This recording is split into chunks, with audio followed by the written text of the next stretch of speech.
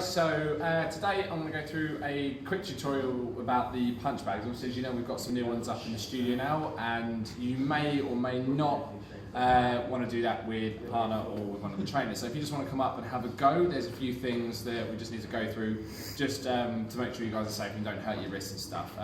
Just if you're not already aware, I am a qualified box size instructor. I am a martial artist, so you know what I'm telling you is the safest way to do this under boxer size guidelines. If you have any martial arts experience beforehand, we've done a bit of boxing, this may not be the most efficient way to punch, but it is the safest way, which is obviously what we're after. So as you will see on my hands, I've got some wraps on. These are the minimum requirement we would generally ask you guys to use, simply because, if nothing else, these bags are quite rough, they're very heavy, they're 50 kilos each. They are going to mark your knuckles up, so obviously if you want to protect your hands, wraps are at least a must. If not, you can then move up to 2-ounce gloves, which are the MMA style ones, and pad gloves, or you can go for boxing gloves. Okay, so the first thing you need to realise and get ready is your stance. So generally, if you're right-handed like myself, you're going to have your left foot forward, right foot back, about enough space to roll a bowling ball between your legs. Okay, so you're not completely narrow, you're not too wide. So the first punch is the jab.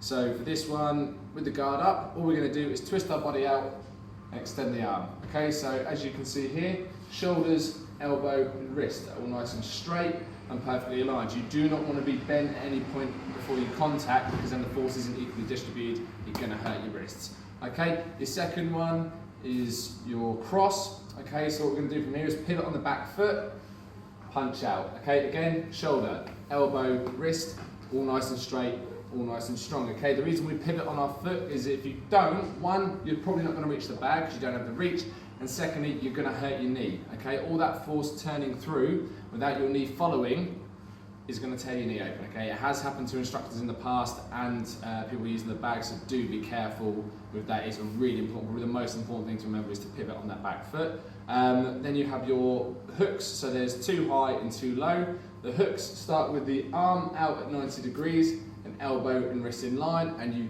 twist. Same again, arm in that position, pivot on the foot and twist. Okay, always on the back foot you must pivot.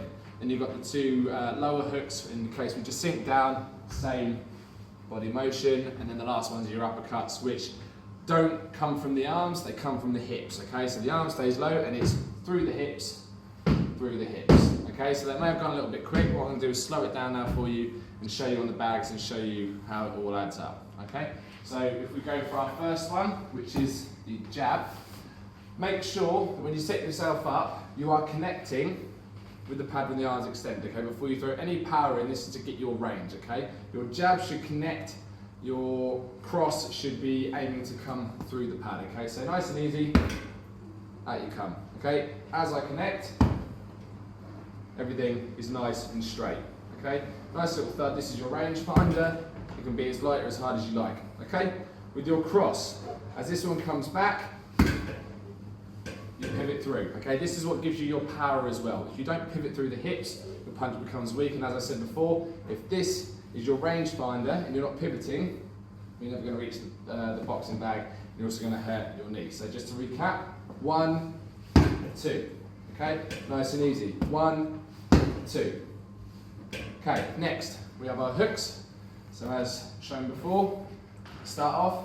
These are quite close, okay, because these are designed to be done with half the length of the arm and nice and close. So after you've done your 1 and 2, you're coming in. Elbow, hits, arm, hits, okay, all through the body. You may see people doing really wild swings. This is no good. This is going to hurt your shoulders, potentially elbows and wrists, okay? You must keep it nice and tight, use the body to create that power, okay? To do our lower body hooks, simply, we're going to squat down, twist, twist. Always pivoting on the foot. Twist, twist. Okay? And for uppercuts, finally, as we stated, it's through the body. Up, up, up, up.